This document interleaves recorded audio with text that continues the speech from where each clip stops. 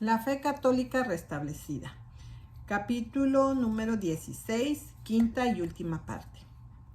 Cuando los obispos se reunieron nuevamente en Constantinopla, fue a principios del verano del año 382.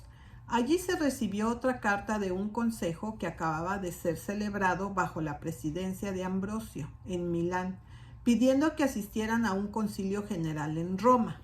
Los obispos permanecieron en Constantinopla, pero enviaron a 3 de ellos como sus representantes y también una carta afirmando su estricta adherencia al credo de Nicea. Falta de tiempo y espacio, igualmente, prohibió que los procedimientos de estos consejos se siguieran en detalle. Siguieron consejo tras consejo, otro en Constantinopla en el año 383, en Burdeos 384, en Treves en el 385, en Roma en el 386, en Antioquía en el 388, en Cartago en el 389, Roma nuevamente en el 390, Cartago nuevamente en el 390, Capua en 391, Hippo en el 393, en Isines en el 394 y en Constantinopla nuevamente en el año 394. Por su parte, Teodosio estuvo todo este tiempo haciendo todo lo que podría respaldar los esfuerzos de la Iglesia para asegurar la unanimidad de fe y para borrar toda herejía. En el espacio de 15 años promulgó al menos 15 severos edictos contra los herejes, más especialmente contra aquellos que rechazaron la doctrina de la Trinidad. En estos edictos se promulgó que cualquiera de los herejes que usurpara el título de obispo o presbítero debía sufrir la pena de exilio y confiscación de bienes si intentaran predicar la doctrina o practicar los ritos de sus sectas malditas. Se dictó una multa del equivalente a unos $20,000 sobre toda persona que se atreviera a conferir, recibir o promover la ordenación de un hereje. Cualquier reunión religiosa de los herejes, ya fueran públicos o privadas, ya fuera de día o de noche, en la ciudad o en el campo, estaban absolutamente prohibidas. Y si se llevaba a cabo tal reunión, el edificio o incluso el suelo que se utilizaba para el propósito era declarado confiscado. Los anatemas de la Iglesia fueron fortificados por una especie de excomunión civil que separó los herejes de sus conciudadanos al descalificar que pudieran ocupar cualquier cargo público, fideicomiso o empleo. Los herejes que hicieron una distinción en la naturaleza del Hijo del Padre fueron declarados incapaces de hacer testamentos o recibir legados. Los herejes maniqueos iban a ser castigados con la muerte, al igual que los herejes. ¿Quién debería atreverse a perpetrar el atroz crimen de celebrar la Pascua en un día no designado por la Iglesia de los católicos? Para que estas leyes no fueran vanas, el oficio de inquisidor de la fe fue instituido. Y no pasó mucho tiempo antes de que se impusiera la pena capital a la herejía, aunque no exactamente bajo el mismo Teodosio. Graciano fue asesinado en el año 383 por orden de un tal Máximo, quien había sido declarado emperador por las tropas en Gran Bretaña y reconocido por las tropas en la Galia. Un tratado de paz fue formado entre él y Teodosio, y el nuevo emperador Maximus entró en el lugar tanto en la iglesia como en el estado, que debía haber sido ocupado por Graciano. Cierto Prisciliano y sus seguidores fueron condenados como herejes por el concilio de Burdeos en el año 384. Apelaron al emperador Máximo, bajo cuya jurisdicción civil era de ellos, pero por la diligencia de 3 obispos, Itacius, Magnus y Rufus, como fiscales, fueron allí también condenados.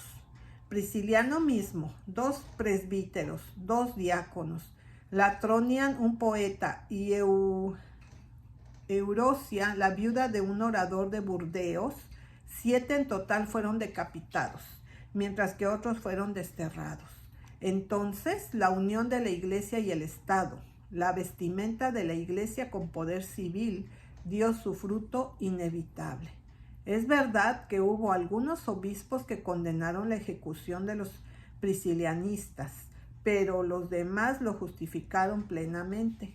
Esos quienes los condenaron, sin embargo, lo hicieron más a la vista del derramamiento de sangre real que por cualquier otra razón, porque ellos plenamente justificaron y de hecho exigieron toda sanción menos muerte real. Y los que persiguieron a los priscilianistas y que defendieron, aseguraron y justificaron su ejecución, nunca fueron condenados por la Iglesia ni por ningún concilio.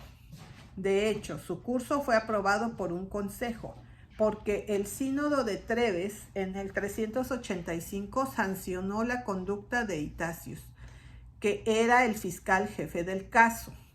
Incluso el desacuerdo sobre si era correcto o no fue silenciado cuando 20 años después Agustín expuso sus principios afirmando la justicia de cualquier pena que llevaría al incorregible al más alto grado de desarrollo religioso.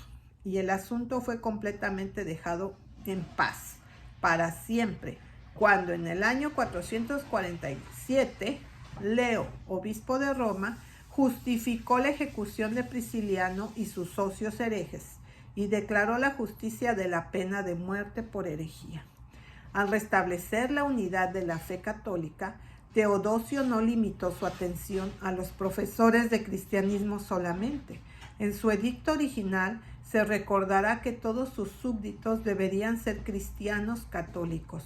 Muchos de sus súbditos eran paganos y todavía se ajustaban a las ceremonias y culto de la religión pagana. En el año 382, Graciano, a instancia de Ambrosio, había asestado un golpe a la religión pagana al rechazar la dignidad de Pontifex Maximus, que había sido llevada por cada uno de sus predecesores, y también había mandado que la estatua y el altar de la Victoria fueran derribados. Maximus fue asesinado en el año 388, y debido a la juventud de Valentiniano II, Teodosio, como su tutor, se convirtió virtualmente en el gobernante de todo el imperio, y en Roma el mismo año. Él reunió al Senado y les planteó la cuestión de si la vieja o la nueva religión debería ser la del imperio.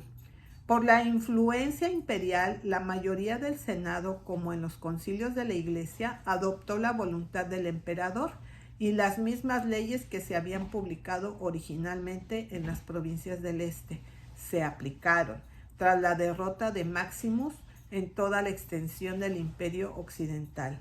Se concedió una comisión especial a Cynegius, el pretoriano prefecto de Oriente, y luego a los condes Jovius y Gaudencio, dos oficiales de distinguido rango en el oeste, por lo que se les ordenó cerrar los templos, apoderarse o destruir los instrumentos de la idolatría, para abolir los privilegios de los sacerdotes y confiscar las propiedades consagradas en beneficio del emperador, de la iglesia o del ejército.